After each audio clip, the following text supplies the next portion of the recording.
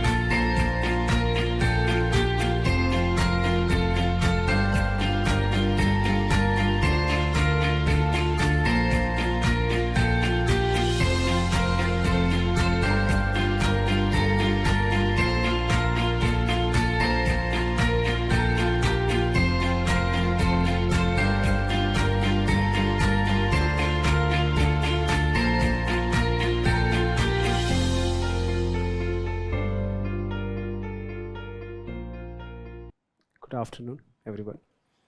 I'm going to discuss 4 questions of science and technology from 2024 paper.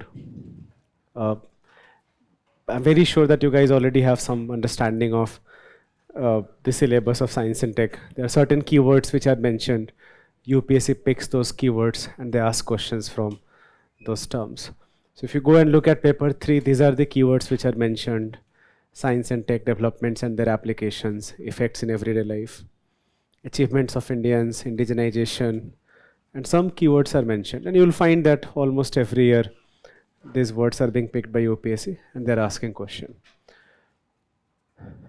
Every year, all 3 questions, sometimes 4 questions. So this year, one of those years where UPSC asked 4 questions from science and tech. But as you can see, most of the year it is 3 questions which will be asked by UPSC.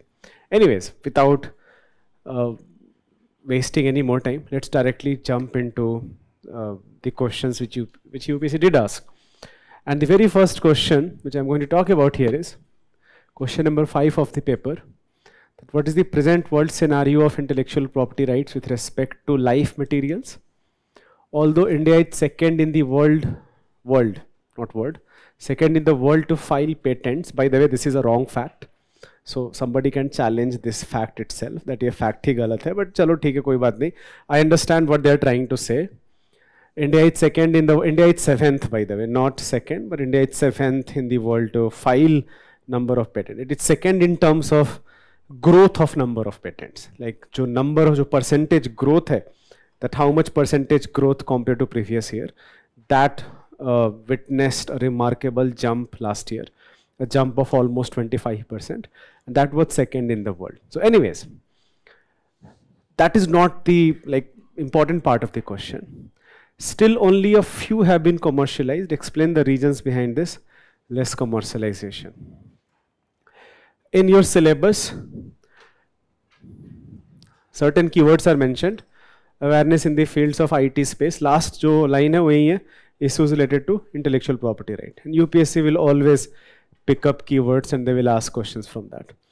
It has not been the most favorite topic of UPSC jo IPR hai.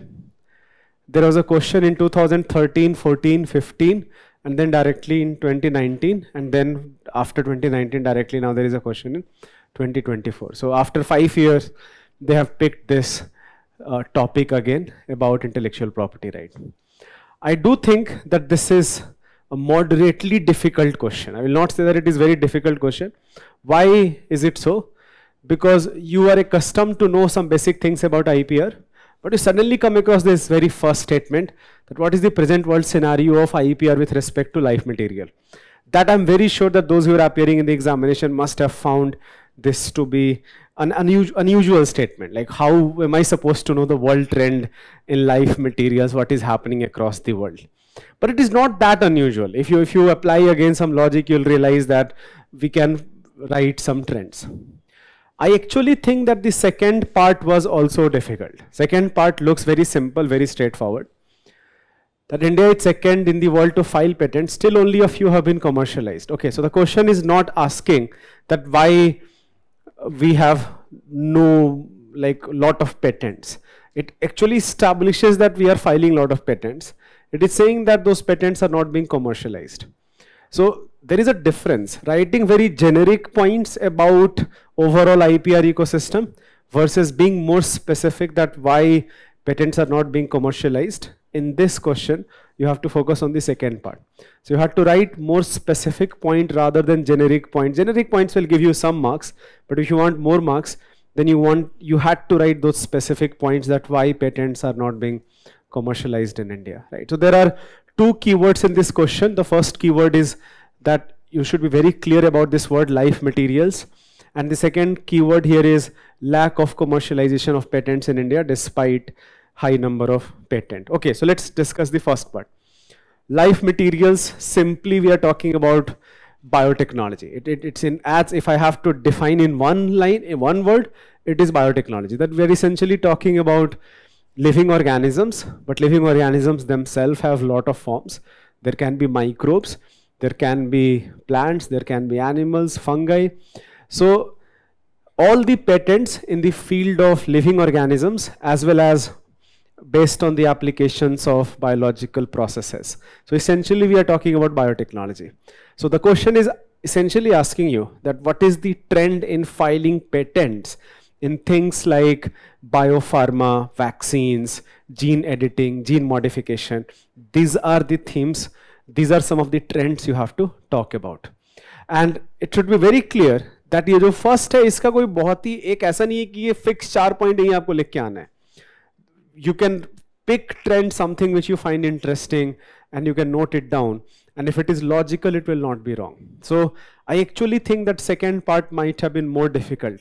Difficult in the sense that second part required more specific points rather than first part. That in first part you could have written simply some general points also. So anyways, rather than me telling you, what do you think? What can we write in the first part? Like somebody had some suggestions here that what can we write in the first part? That what is some global trend with respect to IPR in life materials? I already have defined the meaning of the word life materials. We are essentially talking about biological organisms and we are talking about biological processes. So चाहे plants based कुछ IPR हो, microbes based IPR हो, gene editing based IPR हो, biopharma में अगर कुछ IPR हो, these are the themes you have to talk about. एक जो सबसे simplest trend ये है that the number of patents in all these areas are significantly surging. Year by year, we see more and more number of patents in life sciences. ये सबसे simple trend है, और उसका बहुत बड़ा कारण ये है that as we understand more about working of living organisms now, we all the time are discovering more and more living organisms, but we also understand more about their internal mechanism. What type of proteins they are producing, what type of other biomolecules they are producing, under what circumstances they are producing those biomolecules. Can those biomolecules have applications in some pharma discovery, making a new medicine? So as this knowledge is increasing, that we understand more about biological processes, biomolecules, so is the number of patents. So that is the first and the simplest trend. The number of patents all across the world, including in India, the number of patent in this particular sector is increasing. ये सबसे simple सा trend है जो I'm very sure that many of the people also must have mentioned it. Okay, but there are now some other interesting trends. There is a differentiation how different countries think about life science, जो life materials में patent है. जैसे India के जो patent laws हैं वो ज़्यादा restrictive हैं. इंडिया में जो patent laws हैं, you cannot patent naturally occurring plants, animals, even whole or even in some part. But many other nations, in fact many developed nations, they provide a lot of flexibility in providing patent with respect to life material.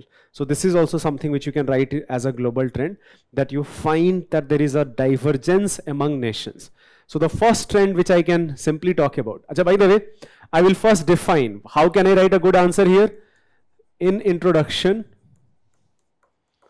I can simply define the meaning of this word life materials. That in your mind, what is the meaning of this word life material? Mention some words like plants, microbes, gene editing, biopharma. That essentially we are talking about patents in this particular domains of technology.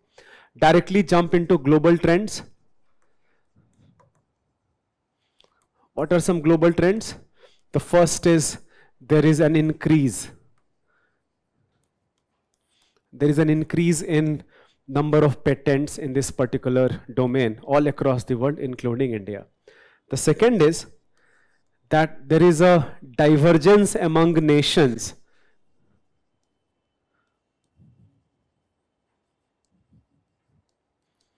How they approach this topic. You can give, जो सबसे best इसका example है, again comparison between India and developed countries. The developed countries are much more flexible in providing patent in life materials, but India is much more restrictive. And there is a very simple reason why India is much more restrictive, and that you can also talk about, that there is a global trend about some ethical issues associated with life material. Jaise, in Indian patent law, if you have discovered a naturally occurring plant despite all the research you did, if it is naturally occurring, you cannot get a patent for it. Right? So naturally occurring things, the issue of ownership hai, that is a very ethical issue. That how can you say that some naturally occurring biological organism belongs to you? Right? So this is where Indian laws are much more stricter, but many countries, they are not that strict in that sense. And why Indian law is stricter? Because India is very clear about one thing, that if a company is getting a patent based on biological resources, then it should recognize the rights of local people who have played a very important role in its preservation. If you do not do that, then we call this issue biopiracy. So we can also talk about that another global trend which is emerging in this world, that how this ethical issue between biopiracy versus issue of ownership is increasing in case of life material. And then I think one more trend, so we can talk about that how biopiracy is emerging as a theme in the context of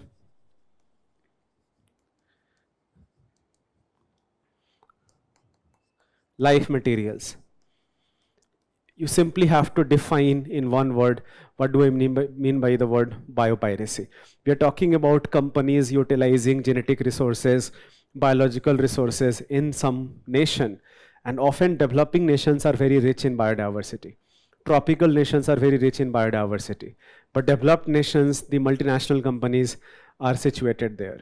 So they often do not recognize the rights of local people, and they often go and patent naturally occurring plants and naturally occurring substances. So this is something which you can highlight. You can also talk about that there are some more advanced emerging technologies, and we actually do not understand really well about their ethical applications. The best example I can think of is CRISPR-Cas9. That CRISPR-Cas9 gene editing allows you to do so many things. It allows you to do even genetically modify an embryo. It can allow you to genetically modify germ cells also. So there are a lot of ethical questions which have emerged because of these advanced technologies, and we do not have very good answer to that. So CRISPR-Cas9, we do know that can revolutionize a lot of things, but how should we approach this? Like, what should be things which should not be allowed? Few things we are very clear that should not be allowed, right? Any type of illegal usage should not be allowed. But few things where it is about enhancement of properties, then this is now a gray zone, an ethical gray zone, a legal gray zone. And laws are not very clear here. So we can talk about that also. A lot of ethical debates have emerged with respect to some of the emerging technologies. So I can mention that also, that emerging technologies in this domain of life materials and ethical debates.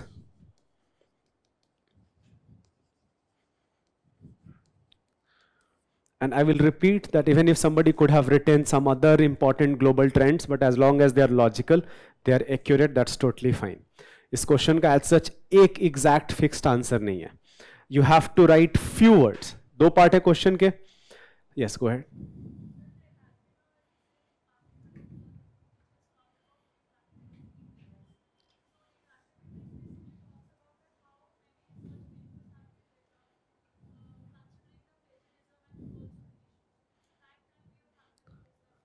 Not here, but in the second part, that will be a fantastic point. The second part of the question, a lack of commercialization, that will be a fantastic point to mention that.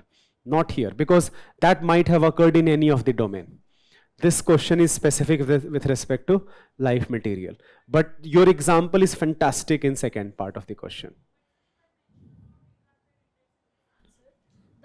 Actually stands very contrasting to the very first point where we ourselves are mentioning that there is an increase in this, and then we are telling that many research papers have been returned. No, so that is why I will first of all, I do not even know that in which domains those research papers are being retracted. If I'm very clear about that, if let's say they are being retracted in life materials, then that will be a statement. But even then it doesn't matter. If the actual number of filing of patent increases many times, and even if many are being retracted so that overall number is positive, even then my point stands. Okay. That number of patent is increasing. But in any case, I will repeat this. I will use this example in the second part of the answer. Yes. To relax patent to decrease the prices of various vaccines or drugs like okay, South we can Africa talk about India. that. Yeah, fantastic. That will be a great point. So he's mentioning that there have been demands by developing nations that given the public welfare of some type of, let's say, vaccines. COVID-19 का मैं example दे सकता. That is such a good point. That COVID-19 के context में हम दे सकते हैं कि there was a demand of, let's say, patent waiver for the vaccine. That is an emerging trend. That if there is a global health emergency, then there should be patent relaxation even in case of life material. That's a fantastic point. I will in fact add that there.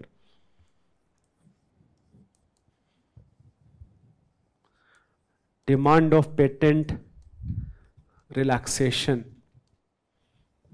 in case of health emergency such as COVID-19. The best example here is the COVID-19 patent waiver tha, right? Okay, now let's come to the second part. That second part of the question here is,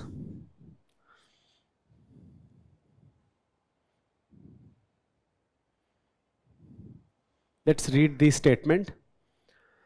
Although India is second in the world to file patents, still only a few have been commercialized.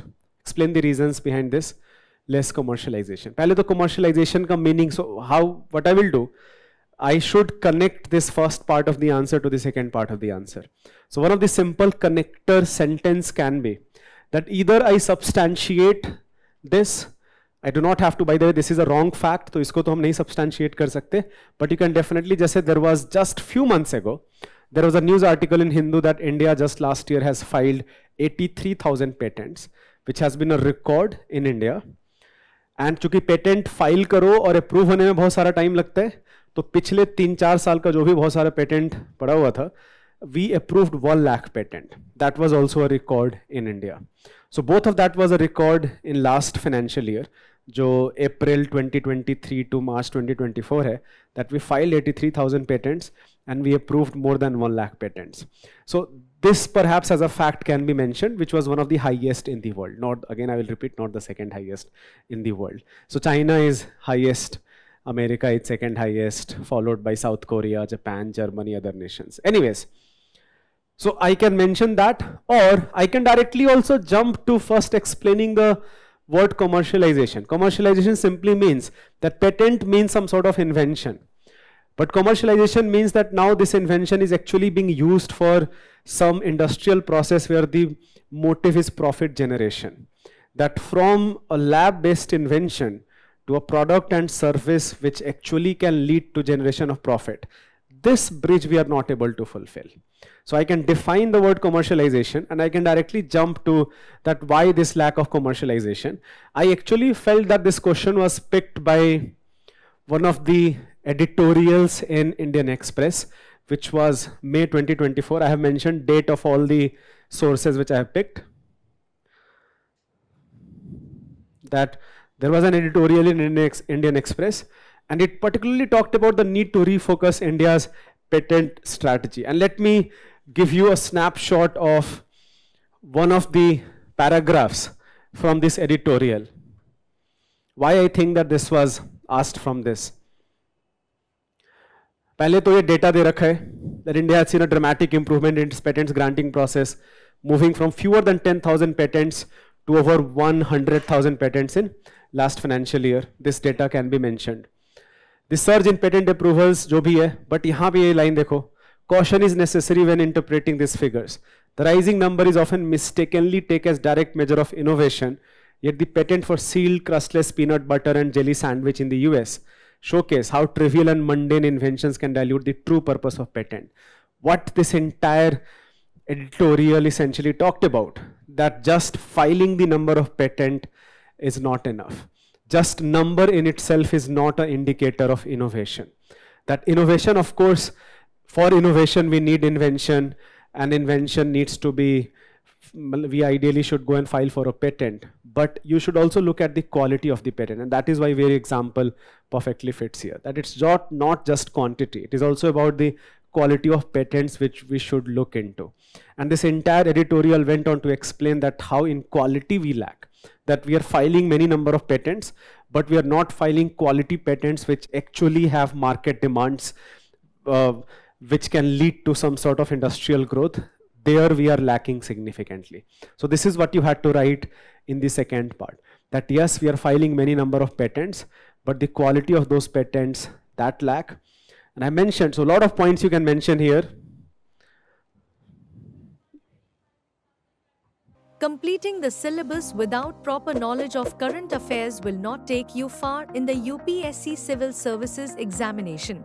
Regulate and transform your preparation with complete coverage of news of relevance. Get a concrete hold of current affairs for UPSC CSE with Vision IS Monthly Current Affairs Revision Program starting from 20th September at 5 p.m. The program is your guide to get comprehensive news on one platform sourced through relevant resources such as The Hindu, Indian Express, Economic Times, PIB, Yojana and others. Enroll for complete coverage of current affairs including Indian polity and constitution, economy, international relations and more. Comprehensive assessment of preparation through MCQs and mains-oriented questions. Expert support through personalized mentoring and online doubt resolution.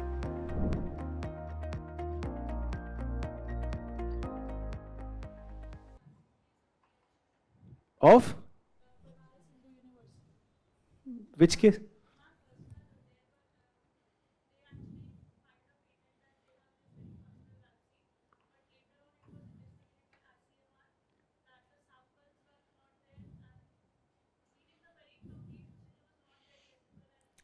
if you have specific examples like that, then definitely write it down. Just say, I made a point that it is not just about quantity but quality. So I can file many number of patents, but those patents, if they are not as per the actual industrial requirement, if those patents, the data which we are filing here is actually not based on concrete research which has been done, then that is problematic, right? So, and if you have a specific example, then definitely highlight those example in your answer. That's totally fine. If there is a proper newspaper article, if it is very well covered, definitely mention that, no problem. You do not have to name somebody, but you can name some institute. That's totally fine. Yes.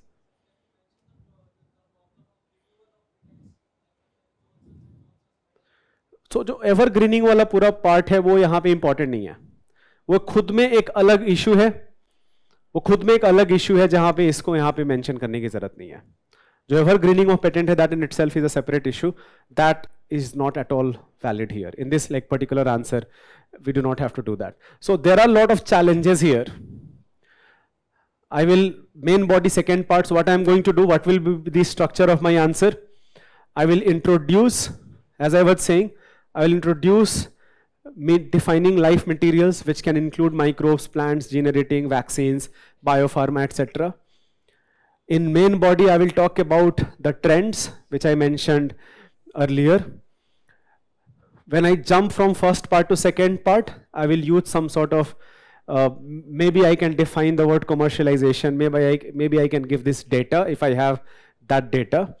And the last part of the question is that why lack of commercialization. The most important part here is quantity over quality, where we must mention that it is not just number of patents which actually tells you about the innovation ecosystem. It is about the quality of those patents, which immediately also leads to another related point, that there is a lack of industrial academic collaboration. That what are the industrial requirements right now, what are the market demands right now, versus in what domains patents are being filed about. I can have some invention, but if that invention does not have any market demand, then of course it will not be commercialized. So I can mention that also. Now this is a general point, but it fits very well into this particular specific question. Then you can also talk about absence of technology transfer. What does that mean? I can have some sort of growth into lab, but then actually using that, scaling it up for industrial process, that requires altogether different capability. Jaise, in many IITs, for example, you have incubators. Incubators support startups in their early stages. The early stages mein jo bhi support hai. Jaise recently I was reading a very good news that some of the startups which emerged from IIT Delhi incubator, they have actually been selected in America for semiconducting fabrication. Or jo semiconductor industry mein, they can play a very important role. So we need more things like that. We need more such mechanisms where this gap between lab and industry can be bridged. And that will require technology transfer, which in India is in its very nascent stage. So we can talk about that also. There is a lack of technology transfer in this particular demand. We can of course talk about that sometimes regulatory compliances are problematic. ये एक general सा point है that India में patent file करो, 5 साल बाद आपको patent मिलेगा. The minimum average time is 4 years.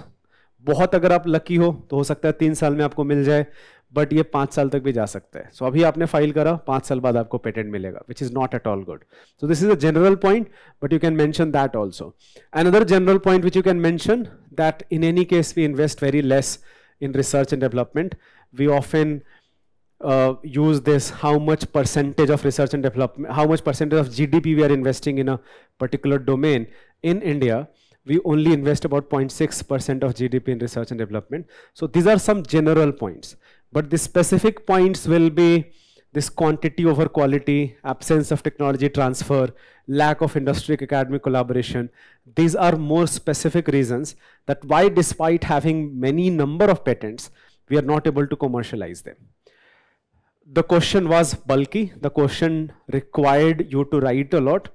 So maybe 1 or 2 line conclusion was more than enough. Thinking about writing a detailed conclusion will not help you in this question. So just 1-2 line में एक way forward देते हुए आप आगे बढ़ो, next question पे jump करो, right? So this is how you have to deal with this question. 2 parts. but well established, बढ़िया introduction, first part, main body first part, a connector line between first part and second part, and then finally second part and conclusion. If you have questions here, you can ask questions now. We can talk about national IPR policy. We can talk about IP awareness को लेके जो भी incentives हैं. We can talk about that. That government of India is incubators को लेके बहुत सारा focus है. Startup India पे बहुत सारा focus है. तो ये सारी चीज़ें हम बिल्कुल लिख सकते हैं. So if you do have some government initiatives, Startup India I think will be a great example. National IPR policy will be another good example which can be mentioned. In conclusion, the answer is yes.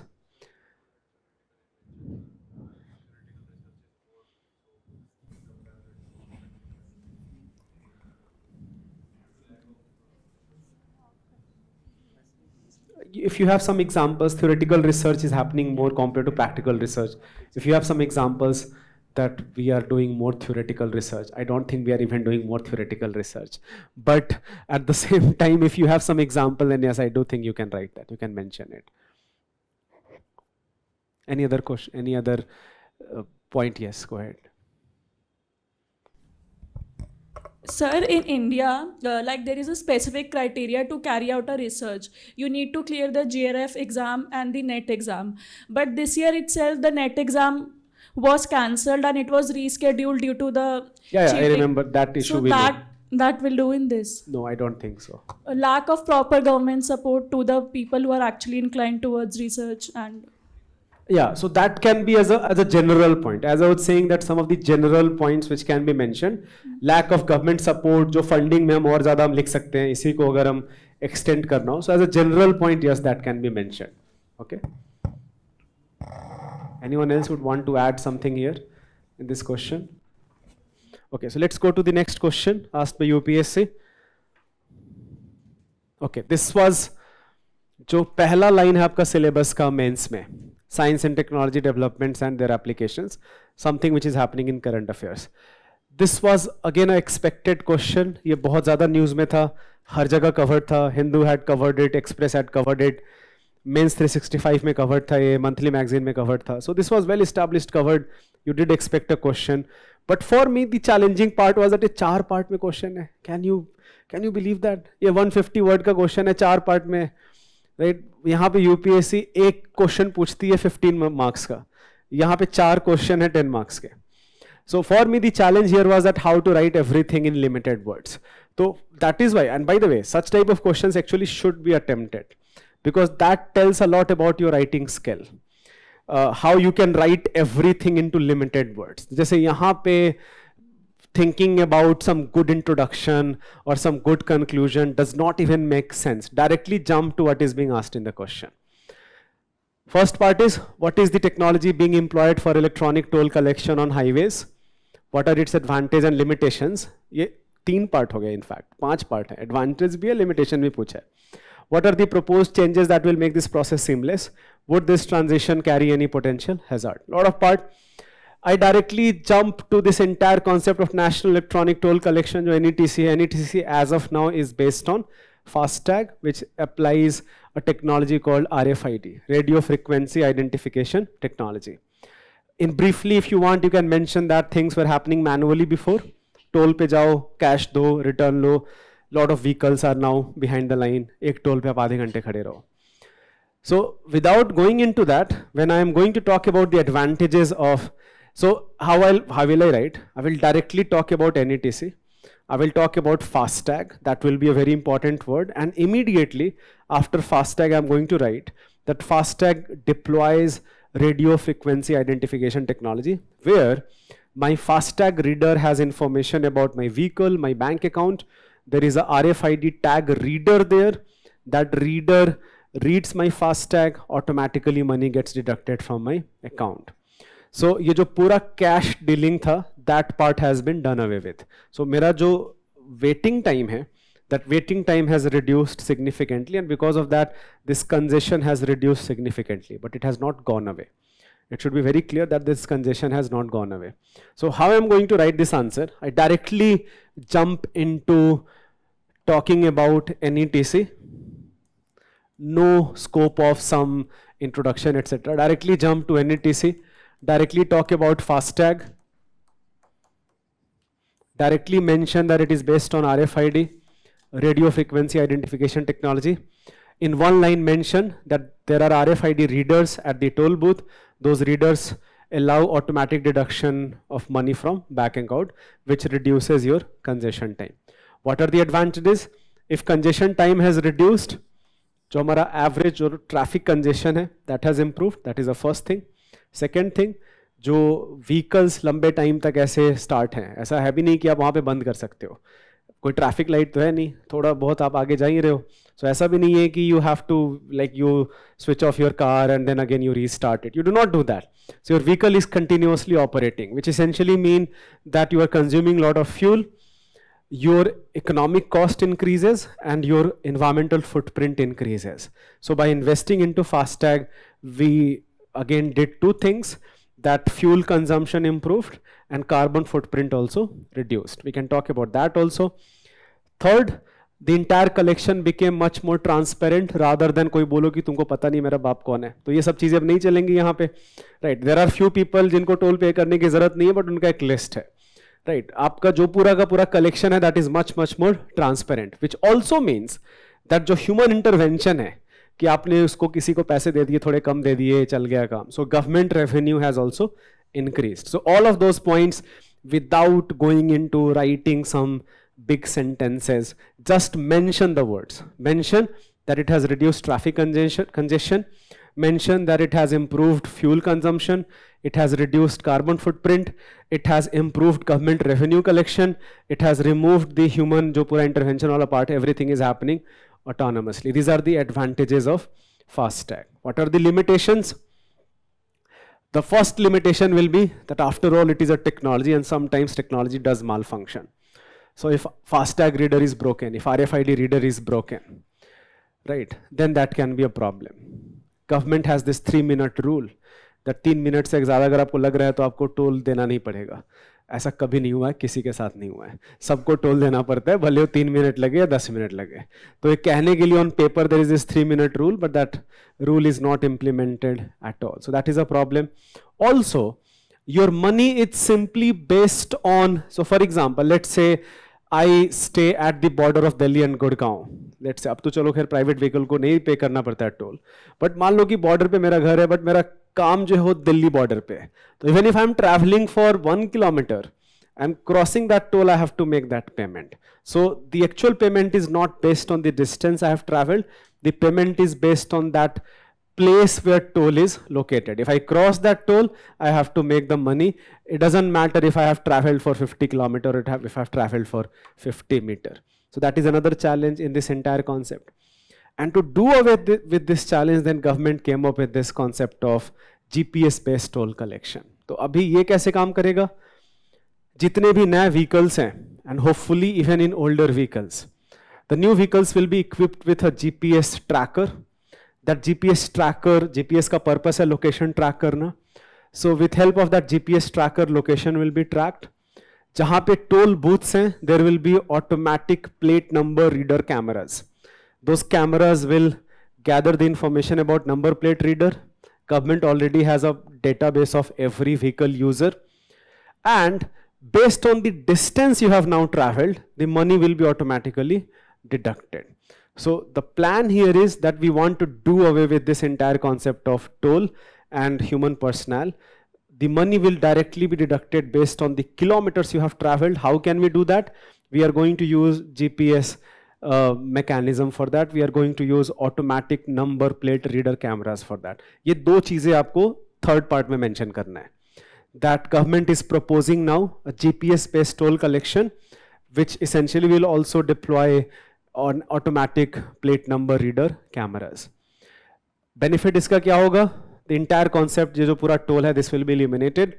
The money will actually be deducted based on the number of kilometers you have traveled rather than based on if you have simply crossed a location where there earlier was a toll. The last part of the question here is that what are the potential hazards of this?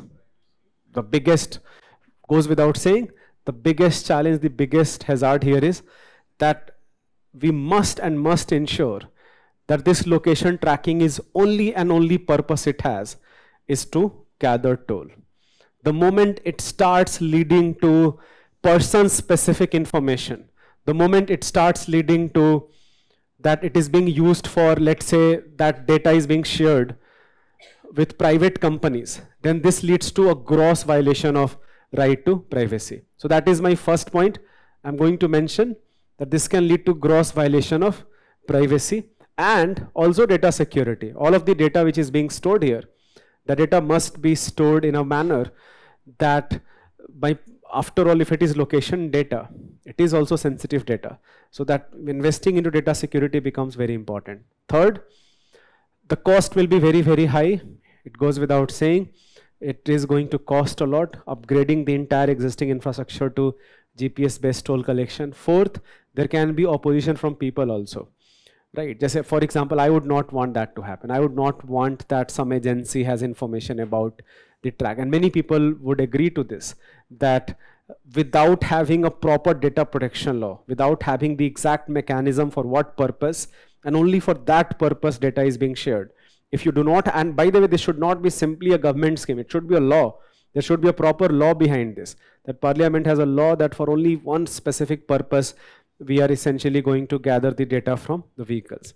Then perhaps more and more people will agree to adopt to the system. So there can be some challenges from the people also regarding the acceptance of this particular mechanism, right? And then in 1-2 line you make a conclusion. Conclusion हम क्या लिखेंगे? Simple सा जो हमने अभी challenges की बात करी है. We will talk about that investing into data security, ensuring privacy of people, definitely will lead to overall seamless transaction, more and more transaction, more money for government and seamless transaction for government. So this is what we are going to write. I will repeat, the challenge here is to write everything which I know in limited words.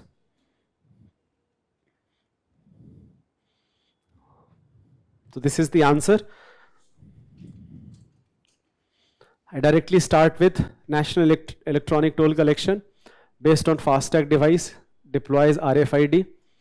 Vehicle passes through toll lane, RFID readers are there, they scan the tag, toll amount is automatically deducted. ये मेरा introduction है.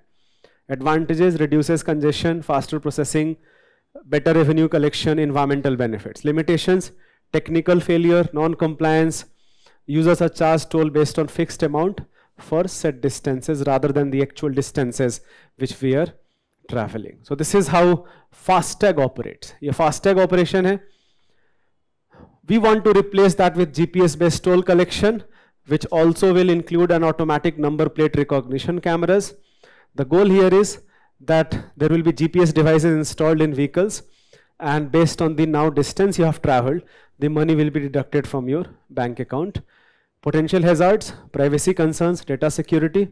Implementation cost: there can be issue of synchronization, user adoption and compatibility. A lot of people may not like this. So implementation of new proposal will require robust policies to address privacy, security, other technical challenges. Just one line conclusion. Even if you do not write conclusion, it's totally fine. I'm very sure that if you have answered all the 4 parts, you already have crossed 150 word limit. The biggest challenge here is to write everything in 150 words. So this is an expected question, and almost every alternate year, जैसे ये जो पूरा syllabus का line है, science and tech developments and applications, तो जो चीजें बहुत ज्यादा न्यूज पे उस पे यूपीएससी ने पास्ट में भी क्वेश्चन पूछ रखा है. Question on electric vehicles, question on COVID-19 and how technology is helping us in tackling COVID-19 pandemic. So you can expect technologies which are covered very well in newspaper. You can expect questions in mains or prelims examination. If you have any doubt, you can ask questions.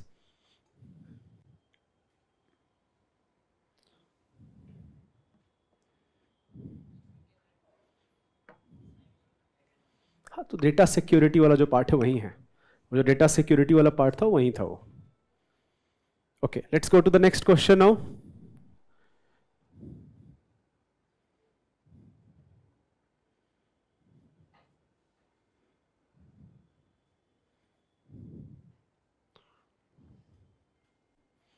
Okay, this is another popular theme for UPSC. that finding technological solutions for addressing social, economic and environmental challenges. This has been a popular theme in both prelims and mains examination. Right, just say, I will show you a few questions asked by UPSC here. How and to what extent would micro irrigation help in solving India's water crisis? तो water crisis ऐसे भी बड़ा popular theme है UPSC के लिए. Biotechnology पे question है, but biotechnology improving the living standard of farmers. Space technology पे question है, but second part क्या है, how the application of space technology has helped India in its socio-economic development. The point I am trying to make here is that in general, finding technological solution to address India's developmental challenges has been a popular theme for UPSC in both prelims and mains examination. In prelims, for example, this year, there were 2 questions on this theme. Remember that there was a question on membrane bioreactor, that what is the use of membrane bioreactor? That was about wastewater treatment. Or there was a question about pumped hydropower storage, energy storage solution. So this has, again, has been a very popular theme, that finding technological solution to address developmental challenges. Anyways, 15 marker question. The question is that world is facing an acute shortage of clean and safe fresh water. What are the alternative technologies which can solve this crisis? Briefly discuss any 3 such technologies, citing their key merits and demerits. I can merge the second and third statement together and I can directly, so this question is very simple, very straightforward. Ideally, I should substantiate this first line. तो एक जो बढ़िया introduction यहाँ पे क्या होगा, that जो first line है, I explain the first line in the answer. If I have some data, some recent examples from current affairs, Bengaluru, Chennai, Delhi, सबका example ले सकते हो आप, Durban in South Africa, many other part of the world, you can take examples all across the world also. If you have some data, even better, जैसे if you know the data about per capita water availability in India right now, and what is the projected per capita demand versus availability 20 years down the line, then that will be quite fantastic starting of your answer. तो यहाँ पे हम start में हमको ideally कुछ data देना चाहिए, right? But then directly jump to the main part that talk about any 3 technologies along with merits and demerits. This was perhaps one of the easiest question of the paper. So many things, so many topics. Water an instrument to build world peace. Hindu had a coverage again in March 2024. Water scarcity leads to poor functioning of ecosystems. World peace, according to World Resource Institute, 17 countries face extremely high levels of water stress, which is threatening to result in conflict, unrest, and peace among people. Right, so you will realize that some articles will be picked and there will be a more elaborate question asked by UPSC from that. You can pick any of these facts in the introduction. For me, because ideally I will try to remember facts with respect to India itself. Right, जैसे water conservation पढ़ते हैं, then हमारा जैसे Central Water Commission का एक research था that in 2021 our water availability per capita per year water availability was 1486 cubic meter.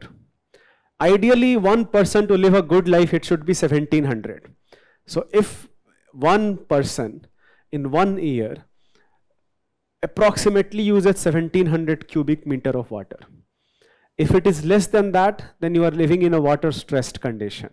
So we already on an average in India are living in a water stressed condition. But the situation actually becomes worse because it is projected to fall below 1000 cubic meter by 2050. That is called water scarce condition. तो एक जो सबसे बढ़िया starting point हम लिख सकते हैं, I can talk about some global data. 2/3 of world population may be living under water stress. In India, on an average by 2050, we are witnessing at water scarcity. And then of course give the examples of water scarcity, water crisis, which happened in Bengaluru a few years ago. It had happened in Chennai. Even New Delhi suffers from this problem from time to time. We can mention all of that.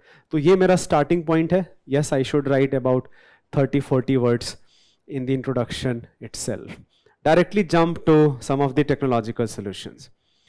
You do not have to talk about some grand technology, something which you already have studied. For example, I hope that many people did write about rainwater harvesting. That one of the simplest solution to tackle this challenge is rainwater harvesting. Another simplest solution to tackle this challenge is recycling and reuse of water, right?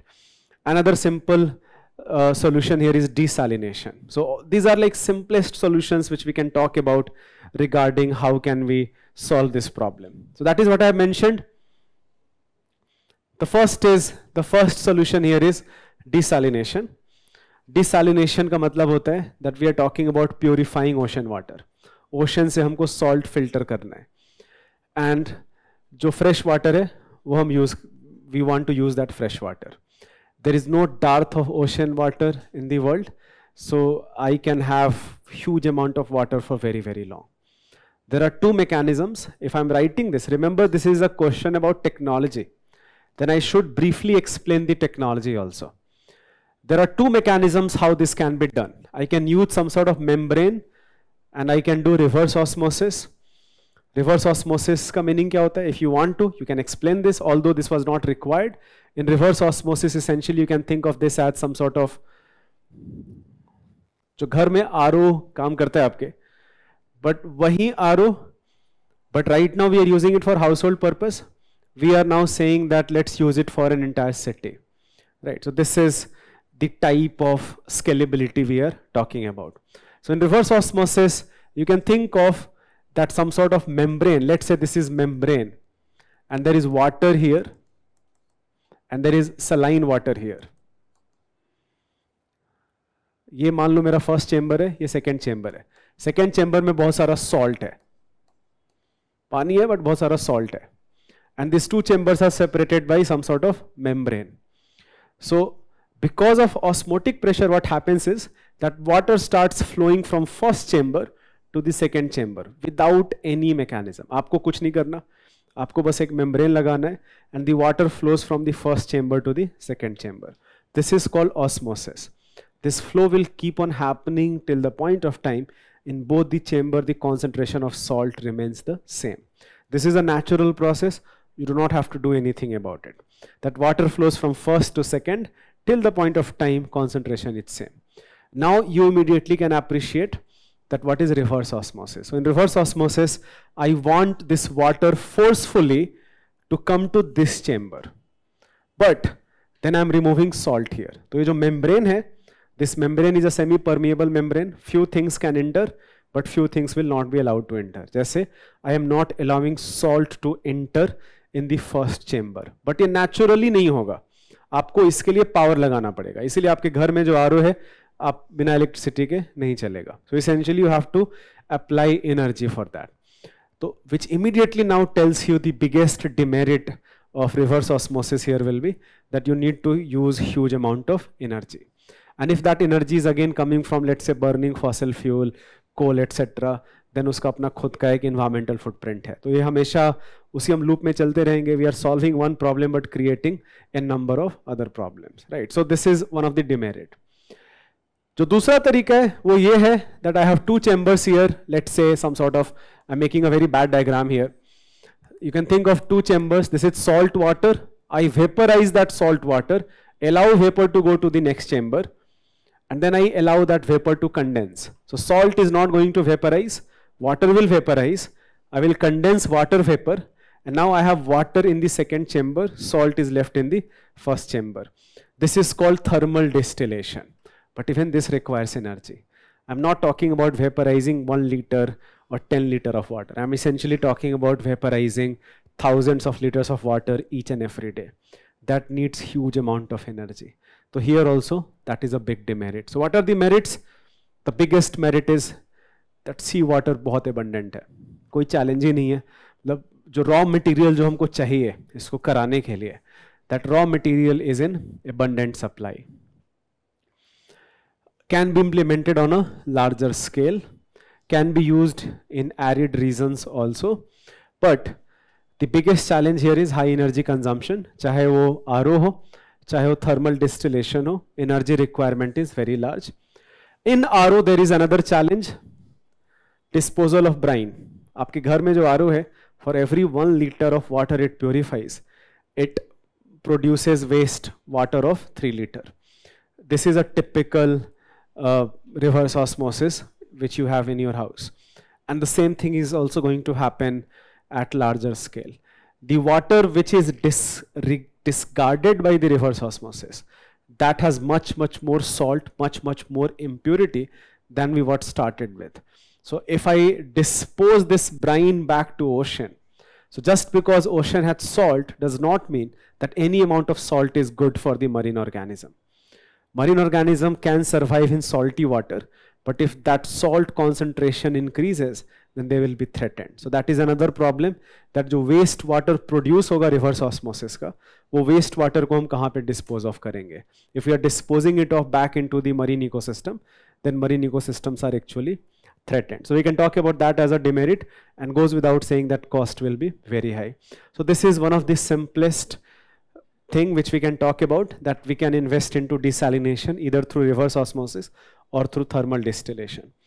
The second simplest thing which we can do here is, this is now more interesting. If you want to, if you knew it, very well. Even if you did not know it, you can talk about rainwater harvesting, you can talk about water reuse and recycle, that is totally fine. I have given 4 examples here in this PPT. Atmospheric water generation. There is more amount of water vapor in the atmosphere than the entire rivers combined of the world. This is a fact, that there is more amount of water vapor in the atmosphere than the rivers of the world. And water vapor is present everywhere. Of course, it will vary from place to place. In dry regions, it will be less. In humid regions, it will be more. The goal here is to allow that water vapor from the atmosphere to condense in some sort of cooling system, which can lead to production of pure water. So done through condensation using cooling system to capture water vapor. In atmosphere, you do have a lot of water vapor. Capture the water vapor, allow that to condense and produce fresh water. Merits क्या है?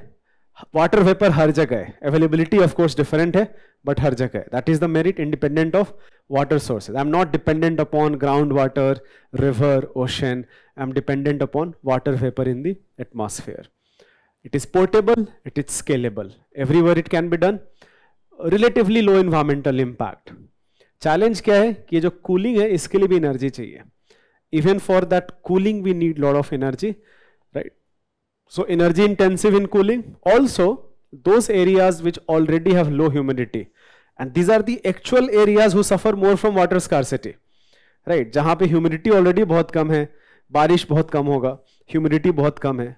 Those are the reasons which suffer from more water scarcity. So implementing this in those areas which actually needs more water is a bigger challenge compared to implementing that in areas which has high humidity. So that is a demerit. And as of now, this is again a nascent technology. The production capacity is very limited. We cannot produce it at a very larger scale. The third technology, keep recycling and reusing water. All the industrial processes where water is being used, households, commercial buildings, residential buildings where water is being used, invest into mechanisms where water is being recycled and is being reused again and again. ये सबसे एक simple, सबसे जो इसमें feasible है वो ये है. Feasibility का मतलब I'm talking about economic feasibility as well as technological feasibility. That invest into water purification, which will include things like sedimentation. अब UPSC ने जो पूछा था इस बार membrane bioreactor, उसका नाम लिख दो. That UPSC का जो prelims में question था, membrane bioreactor में क्या होगा? We are using a membrane which is removing many pollutants, like suspended solid, but then I'm also using microbial organisms.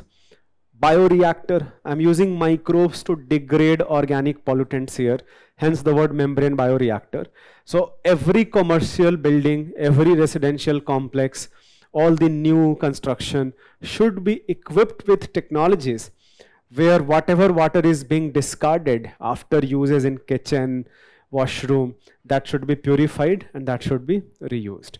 तो ये एक बहुत सिंपल सा तरीका है जो हम implement कर सकते हैं. Reduces fresh water demand. There are environmental benefits in the sense that जो हमारा energy requirement जो पहले हमने बाकी में देखा था उतना नहीं है. इसमें सबसे बड़ा प्रॉब्लम पब्लिक परसेप्शन का है. Lot of people they would simply not want it. जैसे एज लॉन्ग एज आपको पता नहीं है कि आपका पानी कैसे एक्चुअली प्योरीफाई होके आ रहा है, you do not have a problem. But आप जाके सिंपली डीएमसी के जो वाटर प्योरीफायर प्लांट्स है वहां पे देख के आ जाओ that how water is actually purified there. So there is a public perception that वही चीज 50 किलोमीटर दूर हो रहा हो तो आपको प्रॉब्लम नहीं है, वो पाइप से आ रहा है प्रॉब्लम नहीं है, वही चीज बिल्डिंग में होने लगे कहीं पे तो आप बोलोगे कि नहीं नहीं I do not want this water.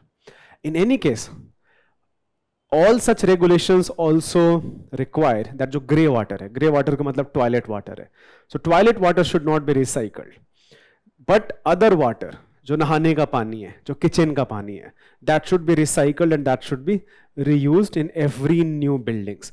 This is actually something which can be done feasibly and this is a sustainable solution in longer run. So there is a public perception, of course, some of the technologies are more expensive. Initial cost can be very high. So that is a demerit. And I can mention one more, do rainwater harvesting, at least in areas which do receive a lot of rainfall.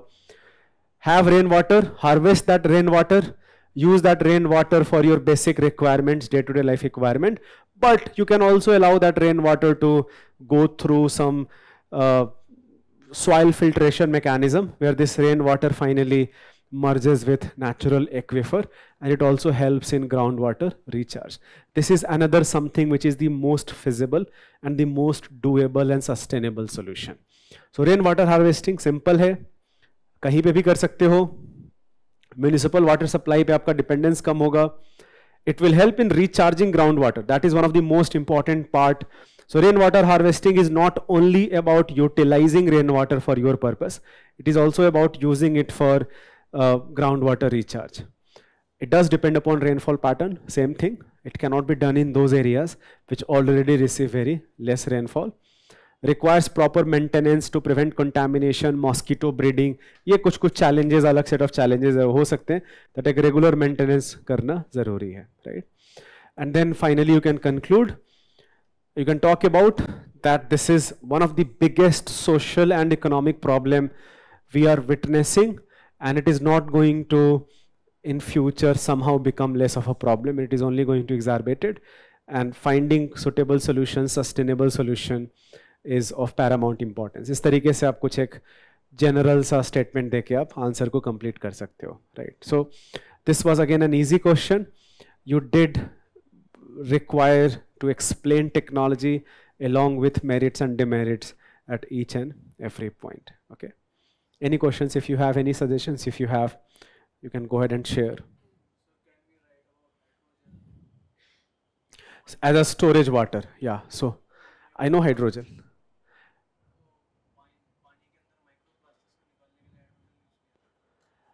तो वो हमारा एक reuse recycle का एक part हो जाएगा.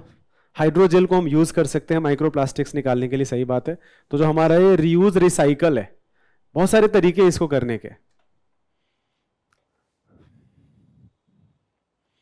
That I'm using microfiltration, UV light. UV light can kill a lot of bacteria, harmful pathogens in water. I'm using membrane bioreactor. There I can also talk about hydrogel. So yes, hydrogel is actually one of the amazing things to store water.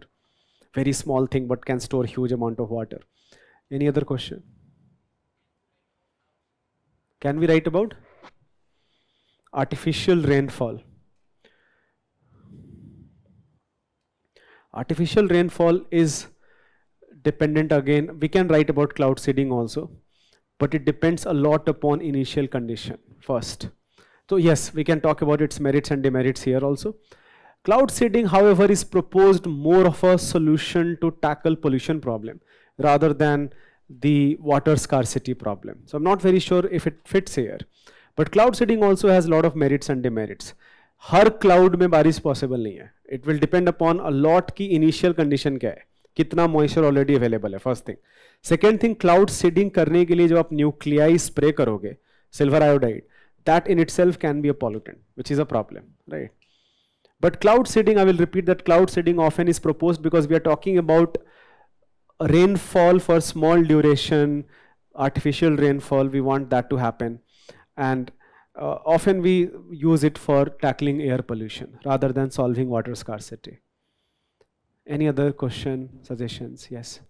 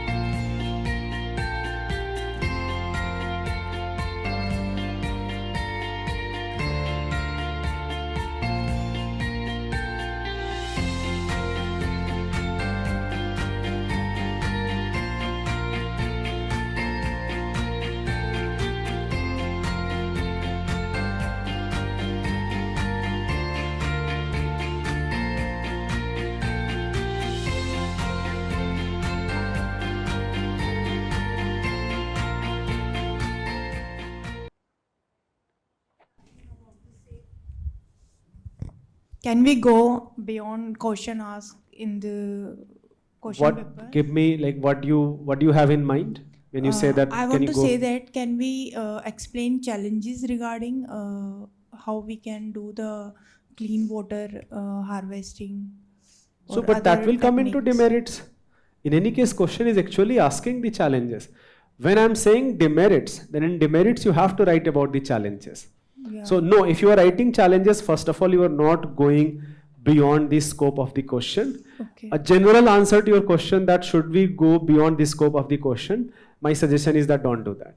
Because you already have very limited space and word limit, and whatever question is asking often will be more than enough that you will exhaust all of your word limit and space. Okay. So generally, the answer is no. But what you are suggesting is actually not beyond the scope of the question. That is very much required in this question.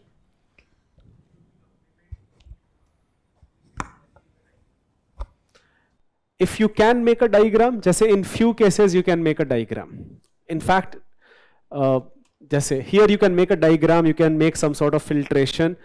You do not have to make exactly, and you can simply write down the process that we are talking about, microbial remediation. So membrane and microbial remediation together, membrane bioreactor. I can make a simple diagram. I also think that you can make a diagram of rainwater harvesting. If you are good at making diagrams in limited time, then you can do that. Even in reverse osmosis, if you want, you can make a diagram. So the answer is yes, why not? If you can make a diagram which perhaps can explain these technologies in simpler way, then definitely go ahead and do that. Any other suggestion, questions if you have? Okay, so let's come to the last question of science and tech. What are asteroids? How real is the threat of them causing extinction of life? This is very interesting. What strategies have been developed to prevent such a catastrophe? Okay, let me give you a reason why this question was asked. July 2024 ka news hai. ISRO's plan to venture into planetary defense system. This was a statement made by Dr. Somnath, ISRO's chairman, that we want ISRO to be part of planetary defense system. And then they made this entire question about the concept of planetary defense, right? So again, this is a question inspired from current affairs. That is the first reason. The second reason why UPSC asked question, because of two marvelous missions launched by NASA in last 4 years. A mission which was launched 3 years ago now, called DART mission. That was an amazing, amazing mission. I'm going to explain that. And a mission which was concluded just last year, or I think, sorry, this year, in the month of January, called OSIRIS-REx mission, another majestic mission. And because of both these missions, along with ISRO's statement, a question emerged where you have all of these parts. What is asteroid? And how real is the threat of causing them extinction of life? What is asteroid? Very simple. We will say that these are remnants of formation of solar system, objects which could not become part of planet or star itself, but they did remain, they did cool down. As of now, they are rocky and they revolve around sun. Most of them are in this space between Mars and Jupiter. Here also you can make a diagram. You can make this diagram of solar system, and particularly you can give lot of space between Mars and Jupiter and make many dots, and so that there are like few million asteroids in this particular asteroid belt. So very simple definition, rocky objects, remnants of the formation of solar system itself, revolving around sun, right? Most of them are between Mars and Jupiter. ये हमारा first part का answer होगा. Second part, how real is the threat of them causing extinction of life? What do you think is the answer here? What can we write in this part? Collision of asteroid with planet Earth can extinct life. Can all asteroid lead to this such type of event? It's very much, it is actually predictable, but given the number, so we actually do have very good understanding of the orbits of asteroid and we can keep track them. For example, for a fact we know that in next 1000 years, there is not going to be any life extinction level asteroid coming towards Earth. I will come to that part. I will mention that in the solution part. But the answer is that it is not zero. It is a very low probability phenomena. Pehle to, for this to happen, causing extinction of life, even if I'm saying let's say 50% extinction of life, then such type of events are possible once in few million years. But for that, the asteroid has to be as big as diameter of 15-20 kilometer. Like 10-15 kilometer तो होना ही चाहिए. तब जाके the catastrophic event जहाँ पे भी collision होगा, despite all the burning in the atmosphere, they can trigger earthquake of Richter scale of 10, 11, 12, which can trigger tsunamis all across the world, volcanic eruption all across the world. Immediately, a lot of species will die, and all of that volcanic eruption will fundamentally alter the climatic pattern, and many, many more species will die. This is exactly what happened 66 million years ago when an asteroid hit somewhere near Mexico, and we can still see that crater.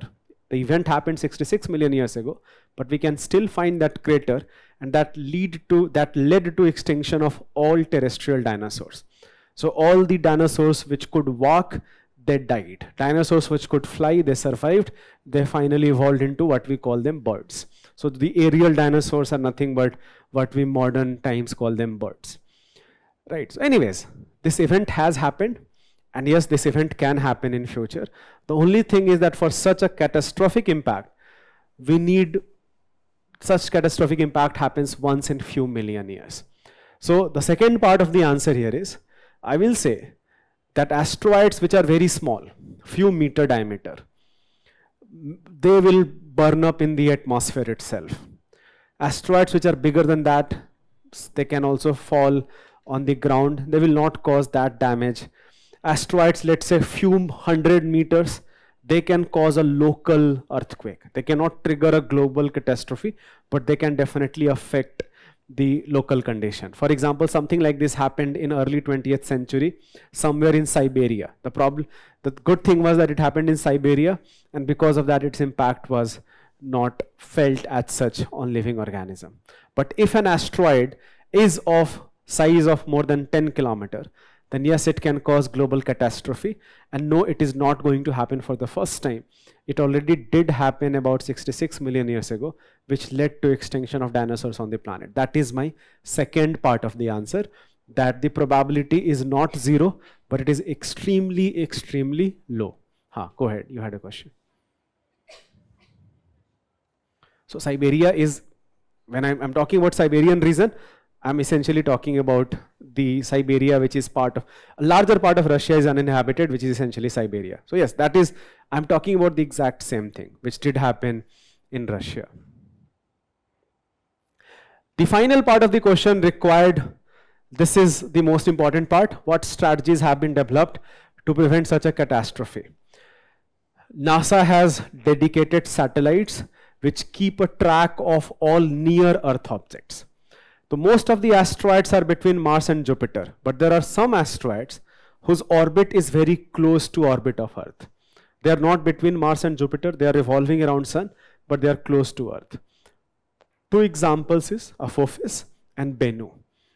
Apophis, in fact, few years ago, there was a probability that it can collide with Earth. There was a 2% probability that it may actually come towards Earth. And I'm not talking about some 100, 200 years ago, I'm talking about like few years ago, 10, 15, 20 years ago. So Apophis is one of the objects which we have to be very careful about. Another object is Bennu. Bennu is also a near Earth object. So there are few asteroids whose orbit is very close to orbit of Earth around Sun, and we have to be careful around them. But it can also happen that some other object trapped by solar system traveling as a like, just a few years ago, there is an object called Oumuamua. I'm not making it up. Muamua was the last word. The first was not Oi. That sounded like makeup. But it was Muamua. एक बार जितिन देखना जरा क्या नाम है इस object का. So this was an object which originated somewhere outside solar system, came into solar system. We do not know where it came from. In fact, a lot of people thought that it is some sort of alien airship, alien surface solar system. And as of now, it is moving away from the solar system. Right. Oumuamua. Okay, so I was right. So anyways, the point I'm trying to say here is that there can be some objects trapped by solar system moving random. Not, of course, nothing will move randomly, but guided by gravity of multiple planets, and they can come towards Earth. That is possible. So that is why having a large, long-range tracking of objects in the sky and predicting their orbit and then assigning some sort of probability that what can happen, can they collide with Earth, is very important. And this is where NASA and many space agencies collaborate together, and they exactly do this. First, that we track them. Second, if we do find that something like this has happened, then few things can be done. The first is what we call kinetic energy impact. We launch our own some object, very heavy spacecraft, and that spacecraft goes on to collide with this asteroid with this objective that its path can be repelled, its path, its orbit can be changed. Rather than coming towards Earth, it goes into some other orbit. It's again, so you are not essentially destroying the asteroid, you are simply pushing it away. And you try to push it away 1,000 kilometers away from Earth so that it does not actually collide with Earth. So this is called kinetic impact. This is where DART mission was successful, and UPSC asked a question on this. The second thing which can be done, which is called ion beam, that we throw high energy beams to the asteroid so that again its orbit can be changed. Third is that we launch something very heavy towards this asteroid, and because of this heavy object, the gravitational pull of this heavy object turns it away from the Earth orbit. And last, the final result is that you explode a nuclear weapon around this asteroid. If nothing of the objects are working, then explodes a nuclear weapon around this asteroid. This nuclear explosion will cause many fragments of it. Many of those fragments will enter in the atmosphere, will burn up. Some of them still can hit the Earth, and yes, it will cause some damage, but it will not be a global catastrophe. So that is the final part of your strategy, that detonate a nuclear weapon near an asteroid and destroy it. If you have watched a movie called Armageddon, starred by Bruce Willis, then that is the plot of the movie, that a person went on to, Bruce Willis essentially, went on to destroy an asteroid coming towards Earth. I remember this movie because for me it was very funny. All across the world people were worshipping. In India they were worshipping near Taj Mahal. So for me that was a moment I still remember. Anyways, so why this question was asked? There was a statement by Dr. Somnath. Space of course is a very favorite topic of UPSC. I can make that statement that why we are talking about planetary defense. I can contextualize that in the introduction, or I can directly jump in defining asteroids. I can talk about the threat that 1 kilometer or more in diameter can have like serious impact, but this is very low probable phenomena. Definitely, I will definitely write down the extinction of dinosaurs which occurred 66 million years ago due to a very large asteroid, and we can still find that crater where this asteroid hit the planet Earth. These are all these lines which you can see. So I have Jupiter, this is Mars. ये जो है asteroid belt है. But ये जो objects आप देख रहे हो, these objects are called near Earth object. This blue line here is orbit of Earth, and all of these nearby objects, their orbit is not far away from Earth. They are revolving around Sun, but their orbit is not very far away from Earth. And there is a finite chance, even if it is very less, that they can collide with Earth in future. What do we do if something like this happens? पहले तो हम detection and track करेंगे. सबसे पहला तो यही है that we track them. Kinetic impactor, gravity tractor, ion beam deflection, and last resort is nuclear explosion. These are the 4 strategies which are in our pipeline if an asteroid is coming towards Earth. And your answer will not be completed without mentioning about these 2 missions. So all the good aspirants, I'm very sure that they definitely wrote about DART mission, and they also may have mentioned about OSIRIS-REx mission. Let me explain these 2 missions also briefly. You can also talk about, there is a global organization called International Asteroid Warning Network. It tracks asteroid, जो tracking जो हमने बताया था अभी. जो United Nations Office for Outer Space Affairs है, that also is working with many space agencies regarding saving planet from some sort of potential threat from outside. But जो सबसे concrete mission यहाँ पे है, ये है double asteroid redirection test. And let me conclude this entire discussion by talking about DART mission. There is an asteroid called Didymos, few lakh kilometers away from Earth. And there is a smaller fragment called Diddy Moon, which is revolving around it. So NASA launched this DART mission. The purpose of this mission is that it went on to collide with the smaller asteroid. So this smaller asteroid is revolving because of the gravity of this larger asteroid. The goal here was that can I change the orbit? If I collide with very high speed, then can I change the orbit? They did that. This collision happened 2 years ago, and after a few months they collected data, and this has been a resounding success. This orbit was changed, increased by I think 30-35 minutes. So this orbit was raised. This smaller asteroid orbit was raised. So this is a proof that we can do it. अब यही है, but ये तो बहुत ही small object था. If something of 10-15 kilometer comes, can we do that then? So the next set of missions, NASA or other agencies which will launch, will try to do that exactly. And then there is a mission called OSIRIS-REx mission. There is an asteroid called Bennu. ये जो yellow आपको दिख रहा है, this is the orbit of Bennu, and this blue which you see, this is orbit of Earth. So again, Bennu orbit very closely matches with orbit of Earth around Sun. OSIRIS-REx went on to Bennu, collected sample, came back to Earth, threw that sample to Earth, and as of now, it has started its motion towards Apophis, another near-Earth object which is a threat to Earth. Right. So this was recently completed, and even mentioning about this would have been important in answer. So the goal here was to analyze asteroid, multiple purposes. Maybe we will learn more about early solar system, but one of that was also that as we know more about asteroid, maybe in future we have to find some solution to destroy asteroid in space itself. What technology will be helpful in destroying asteroid in space itself?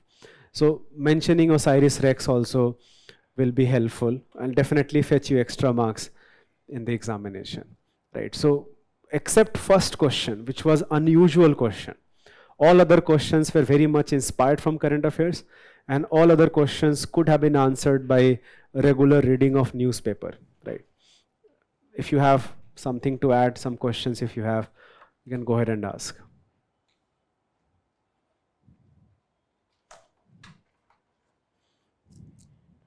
All, Hanji, go ahead.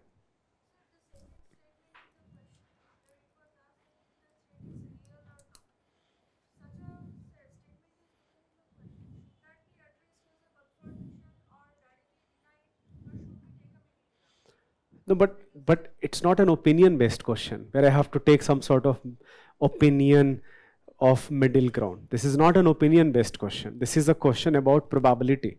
That is there a finite probability of asteroid destroying Earth? The answer is yes. It is not zero. That probability is not zero. That probability is very less. Maybe it is 10 to the power minus something in next 1000 year. That in next 1000 year my probability is 1 by 1 billion. कि 1 by 1 billion chance है कि अगले 1000 साल में हम destroy नहीं होंगे, but अगले 10,000 साल में होंगे क्या, अगले 1 लाख साल में होंगे क्या? So this probability will keep on increasing if I keep adding the time period. So this is what I'm going to write, that this probability is not zero, but it is very low. Particularly a large asteroid hitting Earth is very low. And you can also, we must add this, that all the data we have, we already know that in next 1000 year, there is almost negligible probability of any large asteroid hitting planet Earth. Next, I think environment disaster management classes will happen. All the best, guys, for preparation. If you have questions, feel free to send me a mail.